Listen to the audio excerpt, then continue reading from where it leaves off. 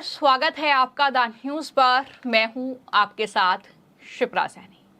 Congress party शासित जो राज्य है वहां पर कांग्रेस पार्टी ने जो वादा जनता से किया है, जो गारंटियां उन्हें दी हैं, वो गारंटी पूरी नहीं हो रही है। और इसके उलट केंद्र सरकार ने जो बजट में ऐलान किया है उसके बाद विपक्ष मोदी सरकार पर लगातार भेदभाव का आरोप लगा रहा है। इसी कड़ी में अब कर्नाटक से बड़ी खबर है, जहां कर्नाटक के मुख्यमंत्री सिद्धरमैया ने प्रधानमंत्री नरेंद्र मोदी से केंद्रीय वित्त मंत्री निर्मला सीतारमण को कैबिनेट से हटाने की मांग कर दी है। जी हां, ये बड़ी खबर है। किस तरीके से सिद्धरमैया जो है वो लगातार भड़के हुए हैं। वो कह रहे हैं कि दरअसल जो है कर्नाटक के साथ केंद्र सरकार भेदभाव कर रही है, कर्नाटक को फंड नहीं दिया जा रहा है। उन्होंने कहा कि सीतारमण को वित्त मंत्री बनाए रखना बहुत खतरनाक हो सकता है। ये पूरा बयान है सिद्धरमैया का, जिस पर वो वित्त मंत्री पर ही बरस पड़े हैं।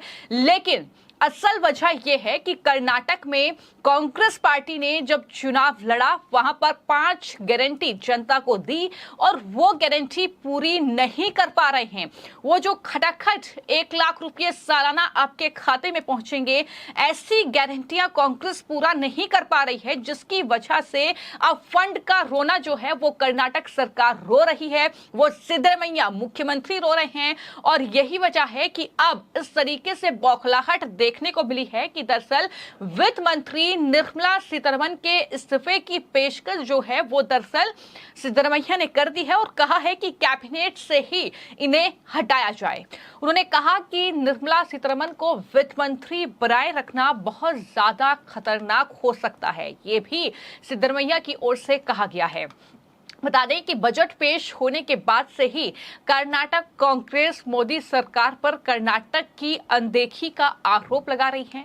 अब कर्नाटक के मुख्यमंत्री सिद्धरमैया ने प्रेस कॉन्फ्रेंस करके वित्त मंत्री निर्मला सीतारमण को कैबिनेट से हटाने की मांग की है।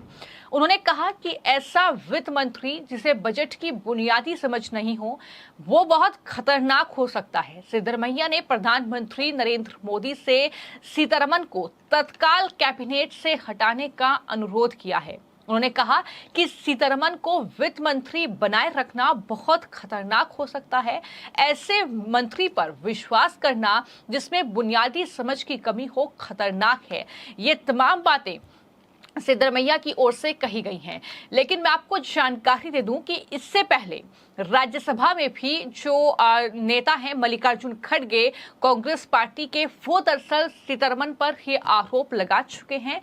क्योंकि निर्मला सीतारमण भी कर्नाटक से आती हैं, तो ऐसे में खड़गे ने भी ये कहा था कि मैं उम्मीद कर रहा था आप कम से कम अपने राज्य को तो बजट में कुछ ना कुछ देंगी, लेकिन आपने कर्नाटक के साथ भेदभाव किया है।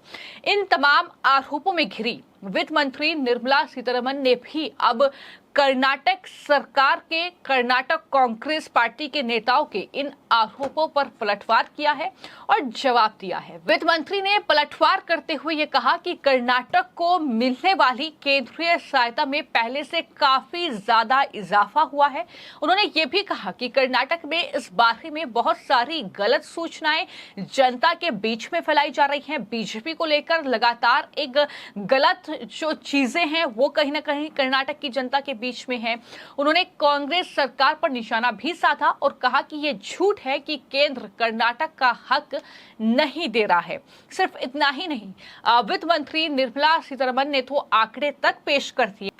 उन्होंने कहा कि गलत प्रचार से केंद्र को तो छोड़िए, यहां तक कि कर्नाटक के जनता को भी फैक्ट्स नहीं पता चल रहे हैं कि आखिर कितना बजट पहले दिया जाता था और कितना बजट अब कर्नाटक के लिए दिया जा रहा है। उन्होंने बताया कि कर्नाटक को पिछले 10 साल में यानी नरेंद्र मोदी के शासनकाल में 2,95,818 करोड़ रुपए मिले हैं और यूपीए के तहत 60,779 करोड़ रुपए की सहायता अनुदान राशि और पीएम मोदी। उन्होंने कहा कि प्रधानमंत्री नरेंद्र मोदी के इन 10 साल में 2,39,000 22,955 करोड़ रुपए की अनुदान राशि जो है वो कर्नाटक को दी गई है। तो कुल मिलाकर जो वित्त मंत्री की ओर से प्रेस कॉन्फ्रेंस इस मामले में की गई, जो झूठ जनता के बीच में कर्नाटक कांग्रेस फैला रही है, उस झूठ का जवाब देते हुए एक तरीके से पलटवार करते हुए वित्त मंत्री ने आंकड़ों के साथ किस तरीके से पूरा ब्यौरा जो है वो बजट को लेकर दिया है, सुनिए। I'll move over to talking about central transfers to Karnataka,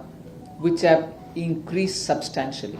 This is a point on which you have a lot of misinformation in Karnataka, inclusive of the government.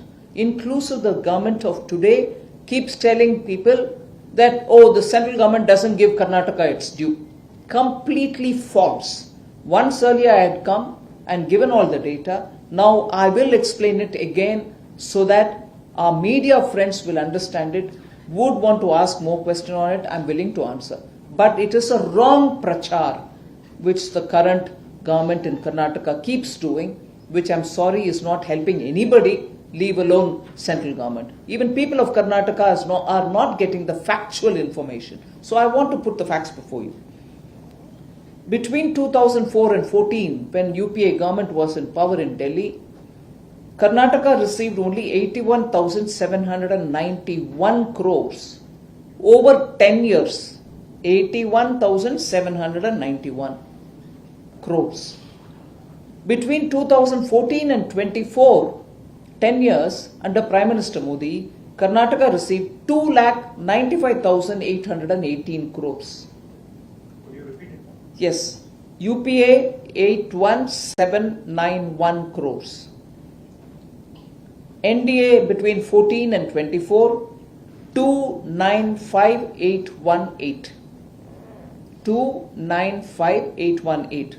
So NDA 295,818, UPA 81,791.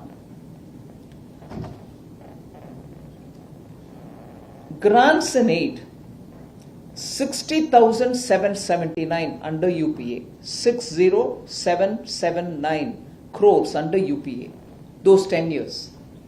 Under Prime Minister Modi, 2,36,995, 955, 236,955. I repeat, grants and aid from Government of India under UPA 2004 to 14, 60,779 crores. Under Prime Minister Modi 2014 to 24, 236,955 crores. तो आपने दरअसल वित्त मंत्री निर्मला सीतारमण को सुना, जिन्होंने सिद्धरमैया सरकार को जवाब दिया, कर्नाटक कांग्रेस के उन नेताओं को जवाब दिया जो लगातार बजट को लेकर सरकार को घेर रहे हैं। लेकिन वहीं जो कांग्रेस पार्टी है कर्नाटक में, उनका ये कहना है कि अगर बजट बढ़ा है तो जाहिर तौर पर बजट भी ज्यादा आया है कर्नाटक के लिए, उसमें कोई बड़ी बात नहीं है। तो इस तरीके से सरकार की तरफ से जो भी कदम उठाए जा रहे हैं, लगातार उन्हें नकारा जा रहा है कर्नाटक कांग्रेस की तरफ से, और साथ ही ये भी कहा जा रहा है कि अपने अन्याय को छिपाने का प्रयास जो है वो लगातार बीजेपी कर रही है। हालांकि वित्त मंत्री ने ये साफ तौर पर कहा कि जो भ्रामक बयान है उससे ये पता चलता है कि किस तरीके से हताश और निराश है कांग्रेस पार्टी। यही वजह है कि इस तरीके के आरोप लगाए जा रहे हैं। लेकिन ये चीजें अपने आप में हैरान करती हैं कि किस तरीके से कांग्रेस पार्टी जब केंद्र सरकार बजट पेश करती है, जिसमें वो तमाम राज्यों के लिए बजट जो है जारी करती है, बावजूद इसके लगातार जो है उन पर भेदभाव का आरोप लगाया जाता है, क्योंकि उन्होंने बजट में तमाम राज्यों का जिक्र नहीं किया। इस पर भी जवाब वित्त मंत्री दे चुकी हैं कि पॉसिबल नहीं है कि बजट में तमाम राज्यों का जिक्र किया जाए।